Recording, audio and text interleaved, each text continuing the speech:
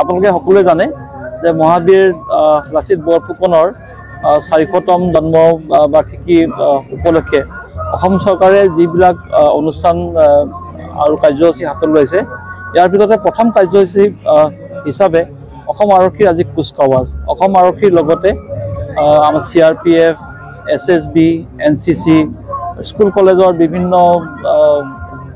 Scout গাইডৰ team বা বেলেগ টিমবিলাকে আজি কুচকাৱাজত অংশগ্ৰহণ কৰিছে আমি বাক্সা জিলা আৰক্ষীও এইটো আজি এই অনুষ্ঠান আয়োজন কৰিছোঁ এই আয়োজনৰ লগতে আমি আমাৰ দেশৰ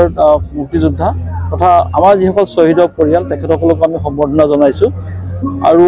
বাক্সা ডিষ্ট্ৰিক্টৰ আমাৰ যিটো কণ্টিনজেণ্ট আছে টোটেল 22টা কণ্টিনজেণ্ট আছে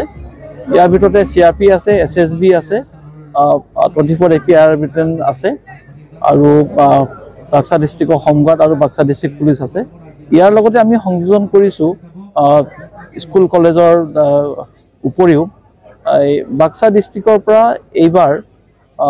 300তকৈ অধিক ল'ৰা ছোৱালীয়ে নতুনকৈ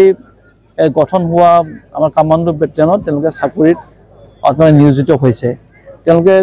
এতিয়ালৈকে ট্ৰেইনিঙত যোৱা নাই আৰু দুদিনৰ পিছতে তেওঁলোকে ট্ৰেইনিঙত যাব আৰু এইটো আমাৰ কাৰণে এটা গৌৰৱৰ বিষয় যে এখন জিলাৰ পৰা 300তকৈ অধিক ল'ৰা ছোৱালীয়ে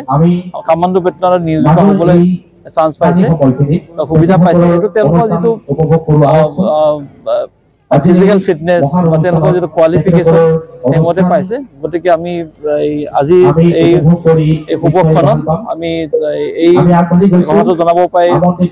মই নিজকে সুখী অনুভৱ কৰিছোঁ আৰু আশা কৰিছোঁ যে আমাৰ জিলাৰ পৰা আৰু অধিক সংখ্যক ল'ৰা ছোৱালী আমাৰ অসম আৰক্ষীত নিয়োজিত হ'ব।